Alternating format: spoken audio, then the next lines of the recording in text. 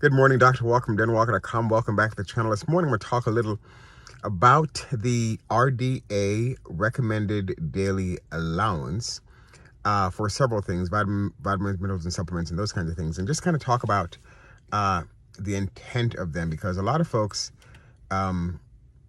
feel as though those recommendations are maximum, and they are not. I assure you, they are not the maximum that you should take. So historical background, the RDA, the government started looking at that back in the 1920s and formulated a plan regarding creation of the RDA back in 1942.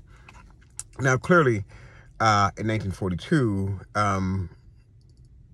most things were more organic back in those days, unlike the way things are now, where a lot of us will have our breakfast, lunch, and dinner, or both, or three of them, from places like, a fast food joint, right? That's, and those types of foods have been depleted from all the typical nutrients, minerals that you need from your normal food.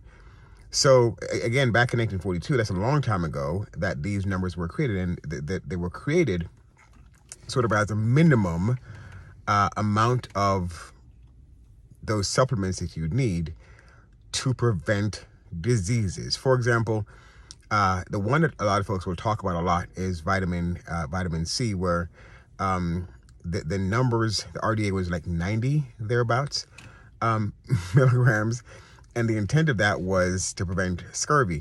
Now, if your goal in your life is to prevent scurvy, then yes, that's what you should do. But most people, when it comes to vitamin C, are usually taking about 1,000 milligrams a day, or 2,000 milligrams a day, and they break them up into doses over the day. So you shouldn't take 2,000 milligrams of vitamin C at one time, because it can cause some GI, diarrhea, loose stools, from that standpoint. So a lot of folks will take like 500 milligrams twice a day or 3 times a day, whatever, thereabouts. And again, vitamin C has so many additional properties than just preventing scurvy. Vitamin D, for example, the RDA for vitamin D is somewhere in the neighborhood of 800 units, and that's, it's kind of laughable, right? That people would think that 800 units today is a normal dose. A lot of folks will say take somewhere between 5,000 and 10,000 units per day.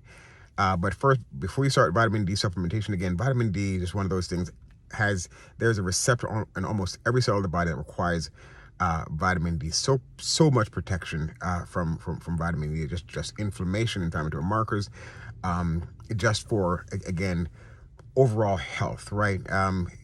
3 things, I think, I said this before, that sort of everyone should be on: vitamin D3, K2, and mag. But anyway, vitamin D, for example, again, I digressed.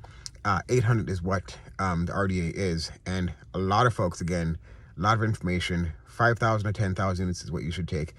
Get your levels checked before you start taking your vitamin D, and then titrate yourself from that. But most people, I do 10,000 units per day myself, and my goal for myself and for the people that I know, vitamin D, again, should be between 80 and 100 nanograms per milliliter is what your goal should be in terms of your levels, not 20 or 30 as some people tell you is a normal level. No, there's so much protection that you can get from bad things, bad C things, breast cancer, for example, colon, prostate health, all of those things, vitamin D help to support. And again, you cannot just look at taking 800 units per day and calling it quits. Check your levels, be certain your levels are high enough to help with some of those protective factors that I mentioned. But 800 is just not where you need to be. Magnesium is the other one. Magnesium, it is 400 milligrams for men, and about 320 for women. I do about 600 milligrams, and that was the reason for this whole thing, because I did post a little video, discussion probably 2 weeks ago, that I do take 600 units, and some people have lost their mind that I'm taking so much. again, RDA is based on the minimum amount that you need to prevent certain diseases. Has nothing to do with your overall health improvement. If you even look at the protein suggested intake, that's to prevent disease, right? Not to build muscle mass, not to have endurance, none of those things, right? So just be careful with that.